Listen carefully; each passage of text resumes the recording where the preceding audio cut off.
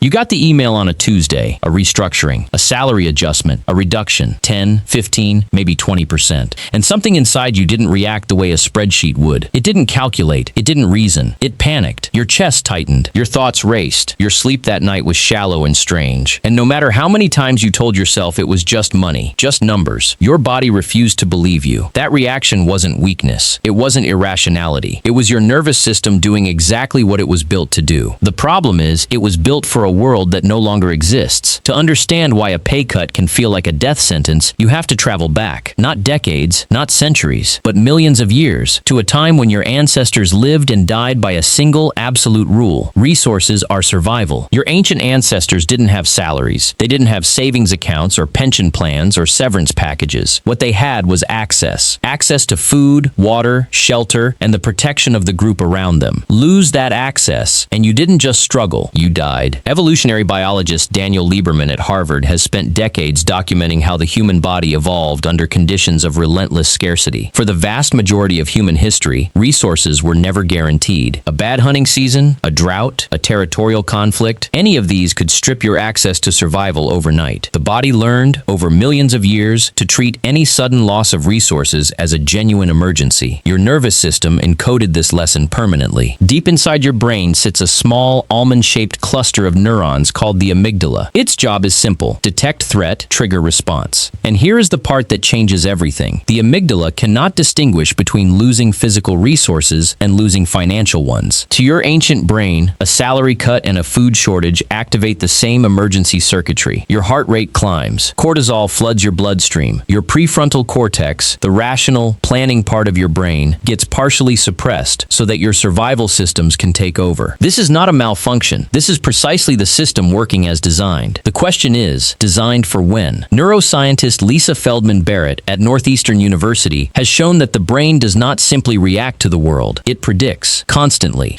Your brain is running a continuous simulation of your environment, asking at every moment what your body will need next to survive. And the single most important input into that simulation is resource security. When your salary drops, your brain's prediction model doesn't see a smaller number on a bank statement. It sees a threat to the entire resource supply chain. It sees the possibility of losing shelter, of losing food, of losing the ability to stay within the protective boundary of your social group. And here is where it gets stranger. For your ancestors, being pushed out of the group wasn't just uncomfortable, it was lethal. Humans are not fast. They are not strong. They are not naturally armored. A human alone on the savanna, without the protection and cooperation of a tribe, had almost no chance of survival. Social belonging wasn't a luxury. It was a biological requirement. Anthropologist Robin Dunbar at Oxford University studied this relationship between social groups and survival across primate species and concluded that the human brain literally evolved its size in part to manage complex social relationships. The neocortex, the outer layer of your brain, expanded not just to think, but to track alliances, obligations, status, and belonging. Your salary, in the architecture of your ancient brain, is not a measure of financial value. It is a signal of your standing within the group. It is a proxy for your belonging. A reduction in salary is therefore registered not merely as a financial shift, but as a potential signal of reduced status. And reduced status in the ancient world was the first step toward exclusion. Exclusion meant death. This is why a pay cut hits differently than losing an equivalent amount of money in another context. If you spend the same amount on a holiday, your brain accepts it. If you lose the same amount at a casino, you feel regret but not existential dread. But a salary reduction triggers something deeper. It isn't just about the money. It is about what the money signals. It is about your position, your standing, your belonging. Behavioral economist Richard Thaler, who won the Nobel Prize in Economics in 2017, identified a principle he called loss aversion, the documented tendency for humans to feel the pain of losing something roughly twice as intensely as they feel the pleasure of gaining the equivalent amount. Lose $100, and your brain generates far more distress than it generates satisfaction when you find $100. But what Thaler's research revealed is only the surface layer of a much older system. Loss aversion didn't emerge because humans are irrational. It emerged because across millions of years, the cost of losing resources was genuinely asymmetric. Gaining extra food was good. Losing your food supply was catastrophic. The brain that treated losses as twice as dangerous was the brain that survived. And that brain is the one sitting inside your skull right now. Your nervous system has never updated its threat model. It still operates on the ancient assumption that resource loss is a survival emergency. It still generates cortisol in response to financial threat the same way it generates cortisol in response to a predator. It still activates your fight or flight system when you read an email about a salary cut, the same way your ancestors' bodies activated it when they heard movement in the grass. And this creates a specific kind of suffering that pure logic cannot dissolve. You can tell yourself that you still have enough. You can calculate that your bills are covered. You can reason through the numbers and arrive at the conclusion that you are, objectively, not in danger. And your prefrontal cortex will agree. But your amygdala will not be listening. Because the amygdala does not process language. It does not read spreadsheets. It processes threat signals. And a salary cut is a threat signal as old as hunger itself. This is why the emotional response to a pay cut so often feels disproportionate. It is disproportionate to the actual financial risk. It is not disproportionate to the evolutionary signal that the financial change is triggering. There is a particular cruelty in the modern workplace that makes this even more acute. Your ancestors existed within a tribe of roughly 150 people, the number Robin Dunbar identified as the natural ceiling of stable human social groups. Within that group, your status was visible, embodied, and continuous. Everyone could see what you contributed. Everyone could see the respect you received. Status was real and immediate. In the modern economy, salary becomes the primary proxy for all of that. It becomes the number that stands in for your value, your contribution, your place in the hierarchy. When that number is reduced by someone above you in the organizational structure, your ancient status tracking circuitry registers it immediately, not as an administrative decision, but as a demotion within the tribe, and the body responds accordingly. Research by social neuroscientist Naomi Eisenberger at UCLA has shown that social pain, the pain of rejection, demotion, or exclusion, activates the same neural pathways as physical pain. Your brain does not maintain a clean separation between being hurt and being humiliated, between physical injury and social loss. The overlap is not metaphorical, it is structural. This means that the distress you feel after a salary cut is not just emotional, it is, in a neurological sense, a form of pain. And treating it as weakness, or as overreaction, misunderstands the biology entirely. Consider what happens inside the body in the weeks following a significant pay cut. Cortisol levels remain elevated. Sleep quality deteriorates. The immune system is suppressed. Cognitive performance, your ability to think clearly, plan ahead, make decisions, is degraded by the very stress hormones designed to help you survive. The cruel irony of the ancient stress response is that it makes you less capable of solving the problem it is reacting to. Your brain pulls you into threat mode precisely when you most need clarity. This pattern has been documented across cultures and economic systems.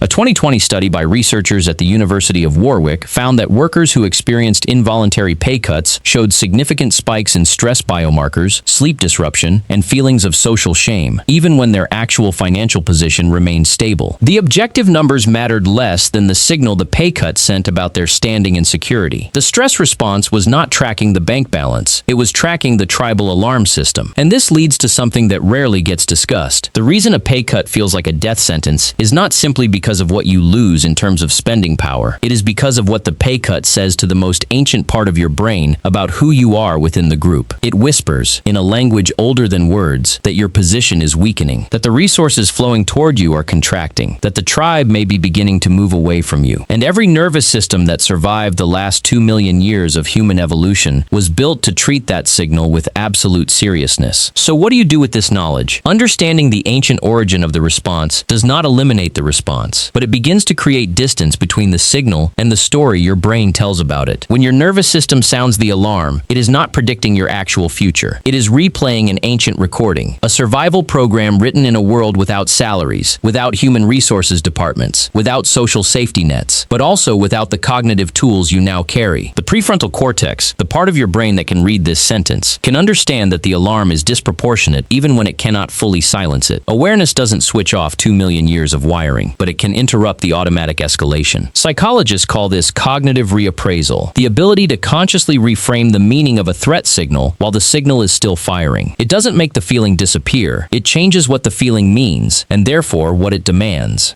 The next time your income feels threatened, whether through a pay cut, a lost client, a missed raise, or a financial shock you didn't see coming, notice the response in your body before you respond to it in the world. The tightening in your chest, the racing thoughts, the way your mind starts scanning for danger in every direction. That is not you failing to cope with money. That is your ancient nervous system doing its ancient job, protecting a human who no longer lives in the ancient world. The salary is new. The brain reacting to it is not. And understanding that difference is the first step to making decisions that serve your actual survival, rather than the survival of someone who vanished from the earth 2 million years ago, and whose nervous system you are still, somehow, carrying with you today.